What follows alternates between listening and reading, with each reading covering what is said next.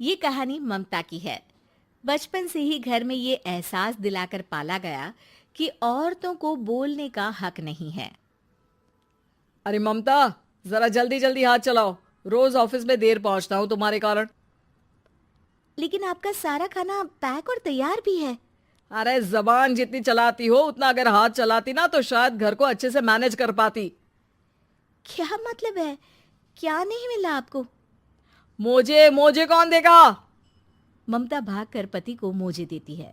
वो हर किसी का ख्याल रखती, लेकिन उसके घर में रोज का रोना लगा रहता। अरे माँ, आज स्कूल में टीचर ने मुझे फीस के लिए डांटा। माँ, मुझे अच्छा नहीं लगता कि स्कूल में फीस के पैसों के लिए मुझे कोई भी बात सुनाए। अरे पर बेटा, ये तो पापा करते हैं ना, सारा ऑनलाइन। मुझे तो इसकी जानकारी भी नहीं है। हाँ हाँ, बना लो बच्चों के सामने मुझे बुरा। अरे करता तो मैं ही हूँ, माना, लेकिन मुझे कोई सपना थोड़ी ना आएगा कि बच्चों की फीस जमा करनी है। अरे बताओगी तो तुम ही ना। ममता की अब ये आदत में शुमार हो चुका था। वो हमेशा हर बात के लिए खुद को ही दोषी मानती। एक दिन वो पड़ोस की दोस्त से कहती है, समझ नहीं आता यार, मैं इतनी डम कैसे हो सकती हूँ। बात तो सही भी है ना। अब पति बेचारा नौकरी करे, पैसे कमाए, या फिर ये देखे कि बच्चों की फीस का वक्त है। क्या करूँ यार। पता नहीं, मेरे पति तो सारा काम खुद ही करते हैं।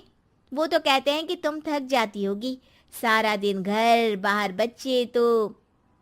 अच्छा, ऐसे भी पति होते हैं क्या? अरे क्या बात कर रही है? भाई साहब कभी तुझे किसी बात के लिए सुनाते नहीं? किसने कहा नहीं सुनाते? अरे ये पति चीज ही ऐसी होती है कि बिना पत्नी को सुनाए उन्हें चैन की नींद कहाँ आती है। तो तू भी परेशान रहती होगी कि कैसे, क्या, कब भूल गई। अरे वो तो मुझे बस इस बात के लिए ताना देते हैं कि मैं वक्त पर खाना क्यों नहीं खाती या पार्लर जाकर अपनी साज सज्जा क्यों नहीं करवाती। पड़ोसन बोल ही रही होती है कि ममता के बेटे की आवाज आती है। अरे माँ, क्या हो गया? लग नहीं रहा कि आज आप मुझे पानी भी देगी। अरे कब से खाने के लिए वेट कर रहा हूँ। अरे यार, मैं चलती हूँ। बेटा खाने के लिए वेट कर रहा है, मैंने उसे खाना भी नहीं दिया। अरे 12वीं में पहुंच चुका है तुम्हारा बेटा, उसे बोलो खुद पानी लिया करे। मैंने तो अपने बच्चों को काम करना सिखाया है। अरे यार, खुद की भी तो कोई लाइफ है। माना जब नहीं कर सकते थे तो किया, लेकिन अब इतने बड़े बच्चों की हर बात मानेंगे तो मुश्किल तो अपने को ही होगी। ममता को पड़ोसन की बात में दम तो लगता है, लेकिन करे क्या, आदत भी तो खुद ही ने डाली थी। ममता घर जाती है कि तभी बेटी आ जाती है। माँ, परसों मुझे एक शादी में जाना है। तेरी वो जो लाल वाली साड़ी है ना, उसे दे देना। मैं आज जाकर टेलर को दे दूंगी, वो उस साड़ी से सूट बना देगा। अरे नहीं नहीं तारा, वो मेरी माँ ने मुझे दी थी और उस साड़ी से मेरी काफ़ी भावनाएं जुड़ी हैं। तुमको ना मैं दूसरी साड़ी दे दूंगी। ओके, कोई बात नहीं, लेकिन आज दे ही देना पक्का। तारा माँ की साड़ी से सूट बनवाकर पार्टी में जाती है, लेकिन जब वो पार्टी से लौटती है, क्या है, मैं तो समझ ही नहीं पा रही हूँ। अरे जब वो साड़ी मांगी थी तो ये छल्ली सी साड़ी क्यों दे दी? मैं ही पागल थी जो इस साड़ी का सूट बनवा लिया मैंने। माँ, जानती भी हो कि कॉलेज में मेरी कितनी हंसी उड़ी। तभी वहां ममता का पति सुनील आ जाता है। अरे गवार औरत, जब बेटी साड़ी मांग रही थी तो दे देती ना। अरे पापा, इनके तो इमोशंस जुड़े थे उस साड़ी से। ममता इतने सब के बाद भी कुछ नहीं बोलती। मेरी बेटी की बेइज्जती हो गई। मैं बिल्कुल बर्दाश्त नहीं कर सकता ये। मैं नहीं चाहता कि मेरी बेटी से कोई भी ज्यादा सुंदर लगे पूरे कॉलेज में। जी, वो पढ़ने में तारा बिल्कुल अच्छी नहीं है, उसकी पढ़ाई पर आप ध्यान दीजिए ना।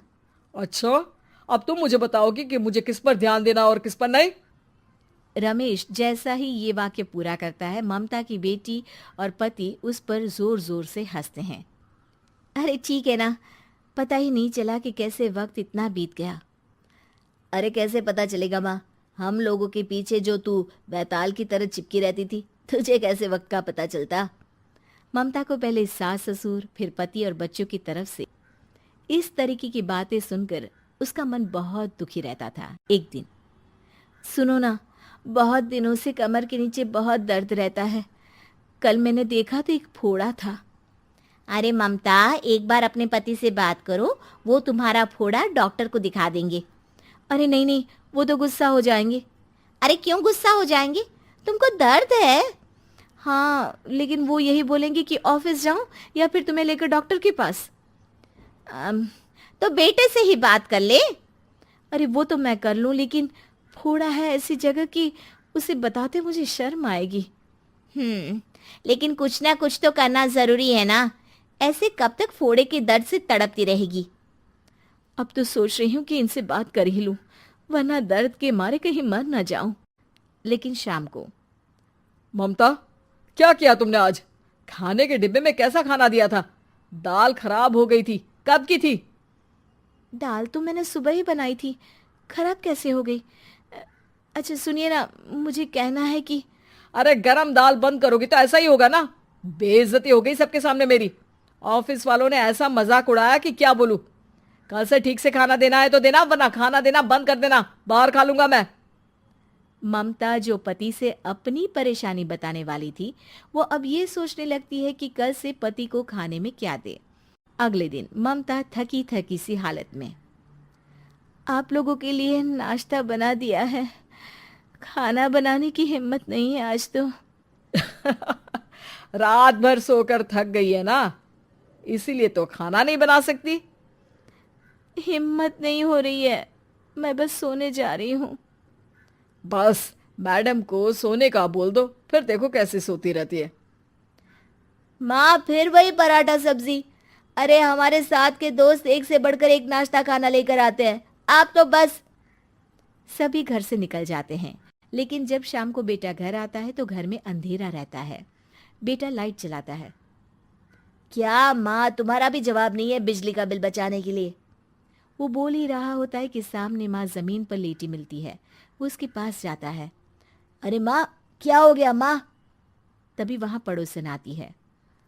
अरे बेटा, तुम्हारी माँ के पैर के पास एक फोड़ा है, जिसके कारण ये लगातार कमजोर होती जा रही थी। मैंने उसे पहले ही कहा था कि घर में बता दो, लेकिन तुम्हारी माँ किसी को तंग करना नहीं चाहती थी। तभी वहां डॉक्टर आ जाता है। अरे इनके ऑर्गन में दिक्कत है, कोई बात है जो इनके मन में खटक रही है। अरे नहीं नहीं, इसके मन में कोई बात नहीं है। कोई काम है नहीं ना इसके पास, सारा दिन बस घर में ही रहती है। देखिए, मैं तो ये नहीं जानता, लेकिन हाँ, इनके मन में हमेशा कोई बात रह जाती होगी, इसीलिए उनकी ये हालत है। अगर आप समय से नहीं ले आते तो हो सकता था कि। अरे नहीं नहीं डॉक्टर साहब, हम पूरी कोशिश करेंगे कि वो ठीक हो जाए। हम लोगों ने अपनी ही परेशानी माँ के सामने रखी, लेकिन किसी ने माँ की दिक्कत को जानने की कोशिश तक नहीं की। हाँ, मैंने भी ममता को हमेशा घरेलू जरूरत से ज्यादा काम का नहीं सोचा था। ममता को होश आता है और वो खुद को अपने बेडरूम में देखती है। वो उठने की कोशिश करती है कि माँ, अब आप नहीं उठेंगी। हम लोग है ना, हम लोग आपको पूरी तरह से खुश रखने की कोशिश करेंगे।